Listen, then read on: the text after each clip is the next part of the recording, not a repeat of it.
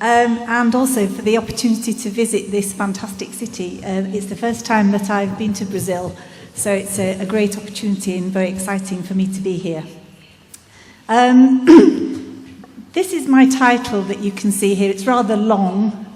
It means that I work on a lot of projects across the British Library, mainly relating to resource discovery, but it does mean that I am involved in a lot of the discussions that we have about what is the future of our library and libraries in general. So today I wanted to talk about the British Library as it is today and tell you a bit about the collections, the size and the services that we provide at the British Library. Some history, because I think that it's important to look back as well as forwards, and I think that what we were in the past certainly has a bearing on what we will be in the future. So I will talk about our current mission and vision, and then also about the work that we've done on looking forward to the future and our vision for the future. And then I finished with just a little story which I think is a very positive story for us all who are involved in libraries today.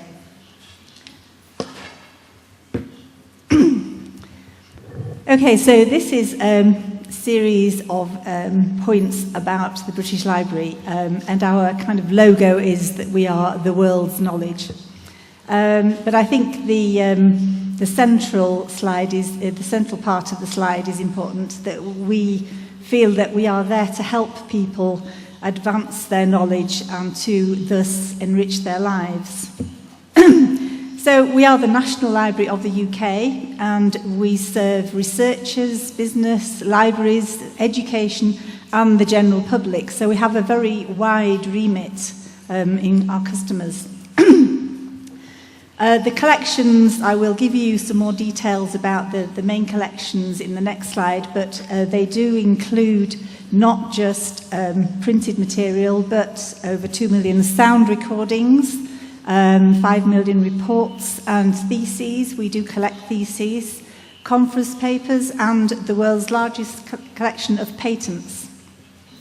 We have online services to allow remote access to the British Library catalogue, and also through our website a range of learning resources. We have, and I'm sure that some of you will know about this as possible customers, the largest document supply service in the world, which is being developed through a new system currently, but already has a secure e-delivery and a special 2-hour delivery service, just-in-time service. We also put on 2 major exhibitions each year at our St Pancras site, and there are a number of permanent displays called the Treasures Room, where we display a lot of the important documents and books that we have in our collections. The British Library has 3 main sites currently. The St Pancras building, which is in central London. Also in North London we have a smaller building which houses the newspaper library at Colindale. And we also have an outpost building in Yorkshire in the north of England, which people don't always know about, but which is actually houses an awful lot of the kind of back office functions. So it's really the powerhouse where a lot of the work that supports the services that the St Pancras building provides actually take place. So just something about the size of our collections. Under the Legal Deposit Act, which I will say more about later, we receive a copy of every publication that is produced in the UK and Ireland. Currently that is print, and again I will say more later about the move into the digital world for legal deposit. So our total collection includes over 150 million individual items and covers most known languages, And we add to those collections 3 million new items every year. I mentioned we have a collection of patents. We have over 60 million patents, over 260,000 journal titles, and significantly 750 million pages of newsprint. The newspaper library at Colindale is actually being closed in the next couple of years, so we have a major programme to move the print collection out of Colindale into news storage, but also to continue to provide services to our newspapers. And one of the big challenges there is the condition of newspapers. As you can imagine, they're not very easy to preserve, and we are looking to provide surrogates through microfilm and digitisation, but at the moment we only have around 40% of the collection of newspapers actually available in that format. So that's a big challenge for us. We also have over 4 million maps, 8 million stamps in a philatelic collection, and we have some rather special manuscript collections, including material that's over 3,000 years old, quite a lot of religious artifacts, and our sound archive material, our sound recordings, includes 19th century cylinders and obviously very modern recordings as well. The sound archive staff are actually carrying out a number of very interesting projects relating to the collection of recordings of speech and relating to locations of where people are, which, if you're interested, are available on our website. And supporting all of this collections and the growth requires us to have over 12 kilometres of extra shelving every year.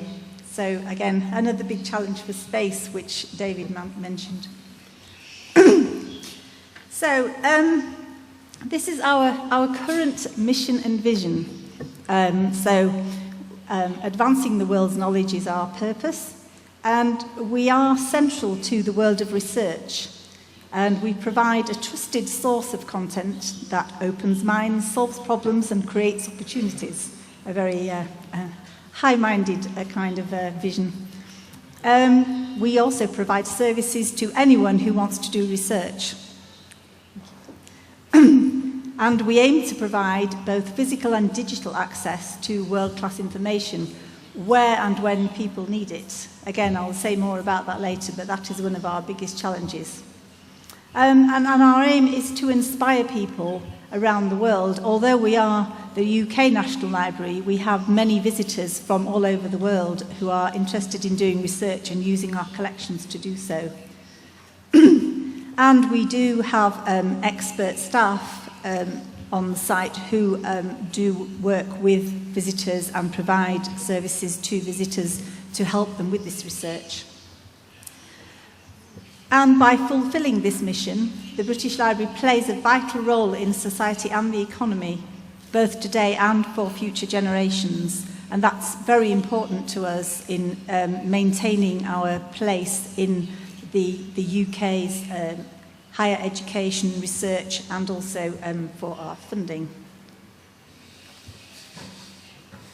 Okay, so you may be surprised to know that the British Library itself only came into being in 1973 following the passing of an Act of Parliament in 1972.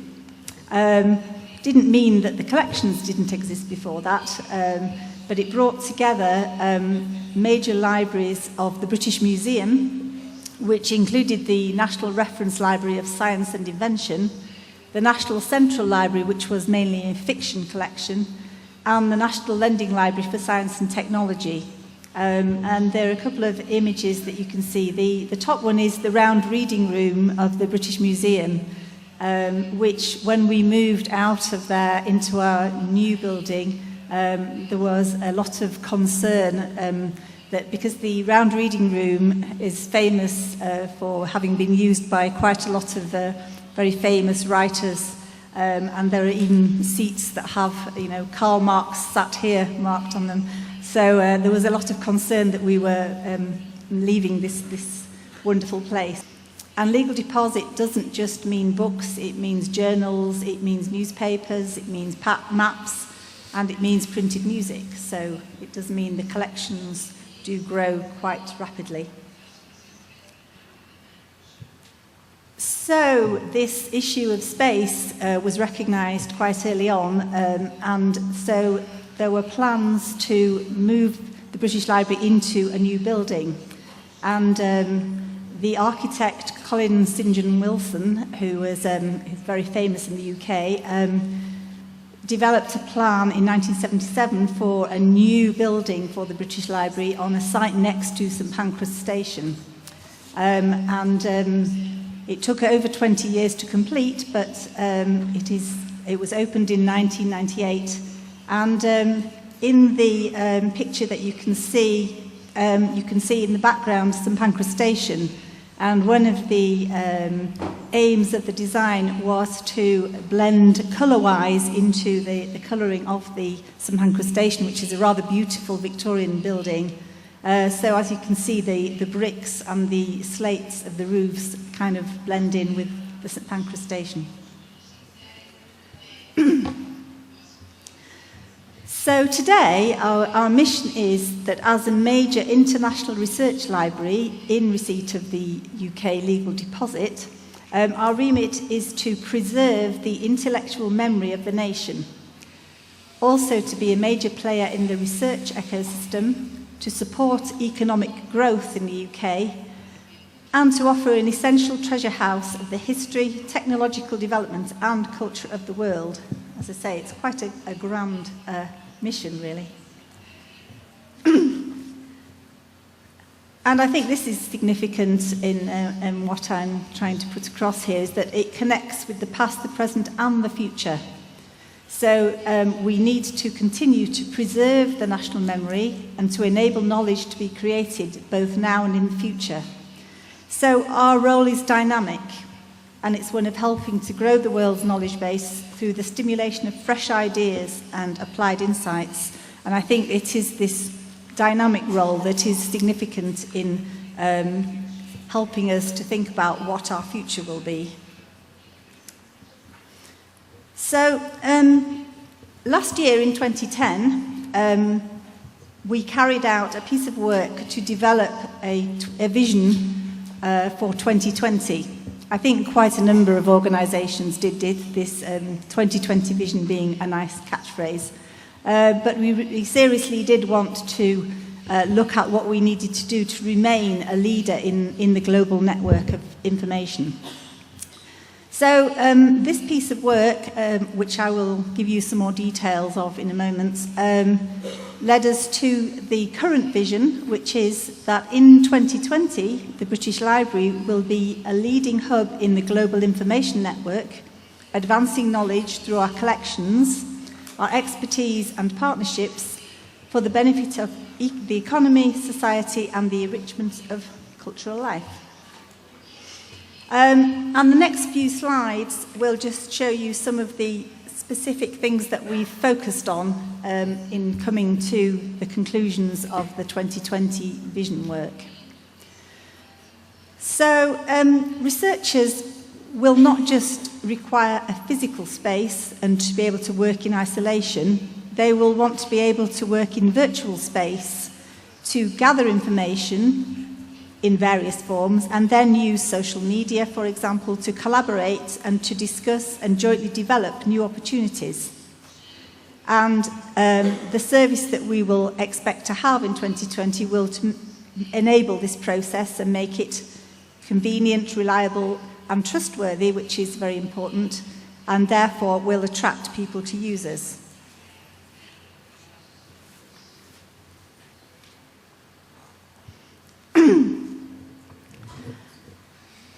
We want to be central to driving search and discovery and delivery, and we are aware that these are where a lot of development is going on. So we want to be central to the rapid developments around digital content and how it's created, how it's stored, delivered and accessed. We expect that by 2020, the majority, 99.9% of new content will be digital. But we will still have a requirement to access and maintain print according to subject type, and therefore we will need to have a hybrid service to manage both print and digital.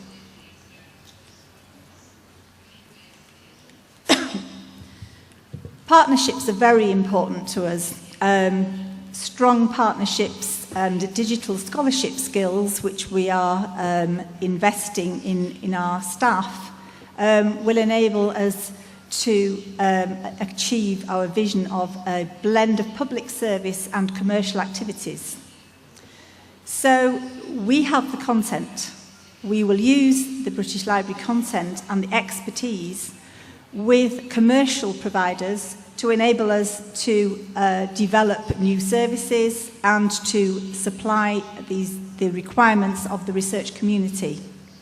I say commercial also with other government-funded organisations. One particular project that we're working on at the moment is with the BBC. The BBC are developing an enormous catalogue of all the programmes that they have ever produced.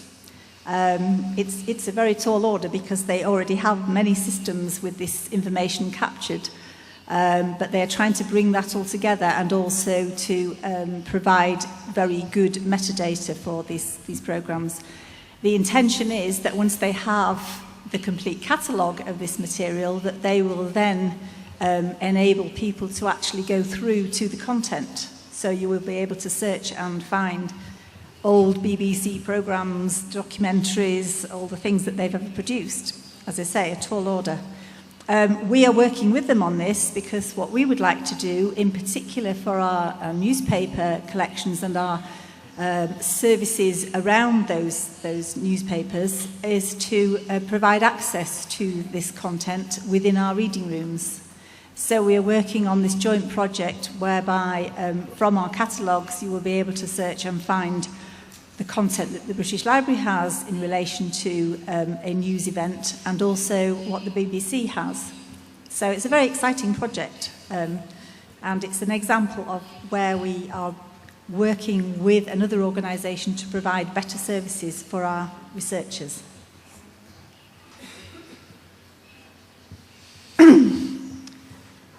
So one of the things that is still important, has always been important, is metadata. Successful searching requires good quality metadata. I think this will become even more important in the future because the more that we make things machine readable or only readable by machine and the less intervention we have by people, the more important it is that metadata is standard, doesn't deviate, and complies with rules that computers can read, otherwise things become undiscoverable. So we will also need to be able to link this metadata out to other people's, to do cross-searching in other environments, and also we will be looking to develop the kind of currently Web 2, Web 3 and beyond capabilities, and metadata again will be essential to underlie and underpin those services.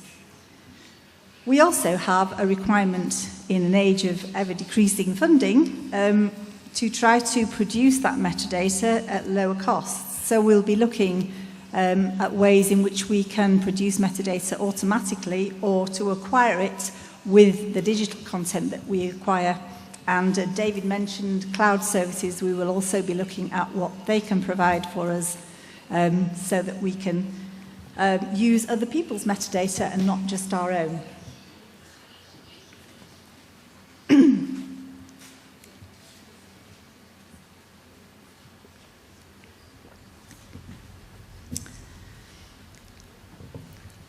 So one of the things that we did with the 2020 vision work was to consult widely.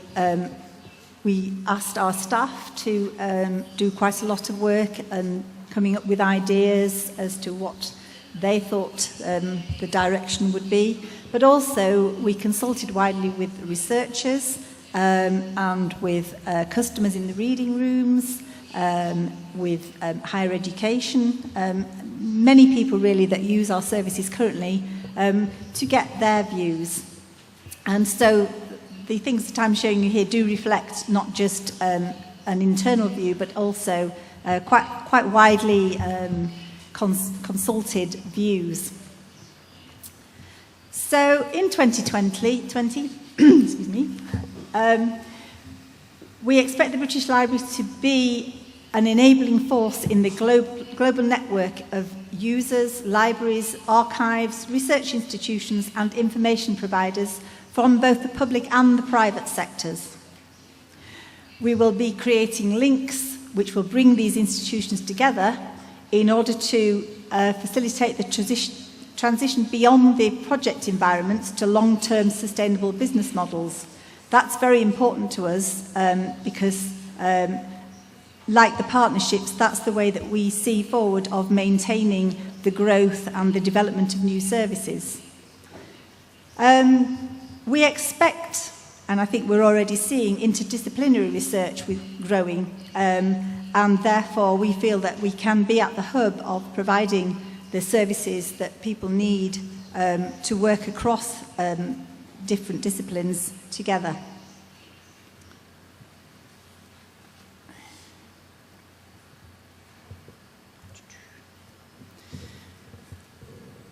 And technology. We've got currently iPods, iPads, many different ways of accessing information now, which we didn't have 10 years ago. So really, it's quite difficult to predict what the technology will be that people will expect to use in 10 years' time. But what we need to do is to look at the trends. And we need to have the business models there so that we can quickly and at as low a cost as possible develop these new technologies and provide access to our content and the cross-searching facilities and other people's content that we are expecting to develop. So we really need a kind of agile model that enables us to develop these things quickly and in a straightforward manner so that we can get things out to customers. And in particular, we have to be aware of the cost benefits of new technology to be able to pick the right ones, because we are government funded and we do have to account for our costs to government.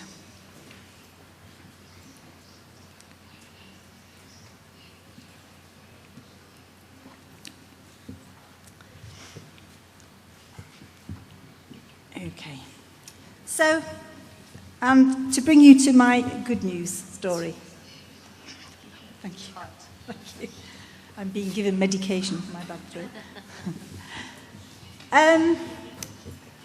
This is actually about public libraries, but I think it is a good example of a kind of a good sign for the future. In the UK, public libraries have been very seriously hit in the last 2 years, specifically, in that their funding has been seriously cut and many libraries have already been closed or are under threat of closure. And in fact, there has been a major public campaign to try to keep libraries open in many different areas. They're funded regionally, so it's quite varied throughout the UK. Some areas have done a lot better than others. But I saw this story recently, and I thought it was a really good indication of an innovative borough council in part of London that has invested £14 million in a new library. But the reason and the driving force behind this is that it's building this new library as a centre which will house not just the library, the public library, but also a theatre, cafes, offering free Wi-Fi, working space, and bringing together lots of other services for the community. So it seemed to me a good model going forward for other public libraries to think about in bringing together services. And it also means that through this method, people would become more aware of libraries, because I think that that's one of the issues that increasingly, it was mentioned about university libraries, I think it's true of public libraries. People don't use them as much as they used to do. There are lots of other media where they can find information, find entertainment. So I thought it was a really good story to show that, you know, it's a new way of keeping libraries going. And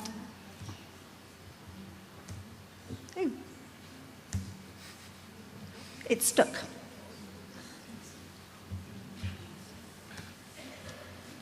That's technology. Okay, that was actually my second to last slide.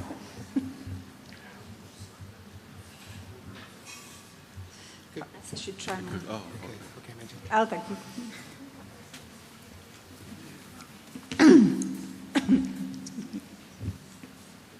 Oh, I've gone too far now.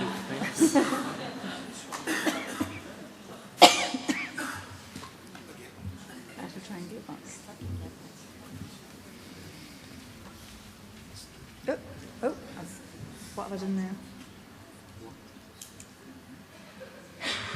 Bear with us.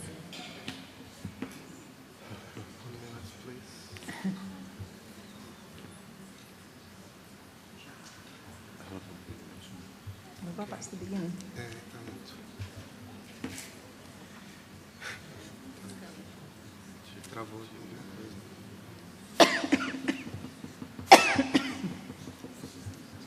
Caught my disease. Okay. Drink some of that carbonated water, Mandy. Maybe that. I think that might be better. Which one? I've got. Yes. It's a lot. Tea and coffee. Yeah. Oh, coffee. There you go. Oh, that's my slide. We're back.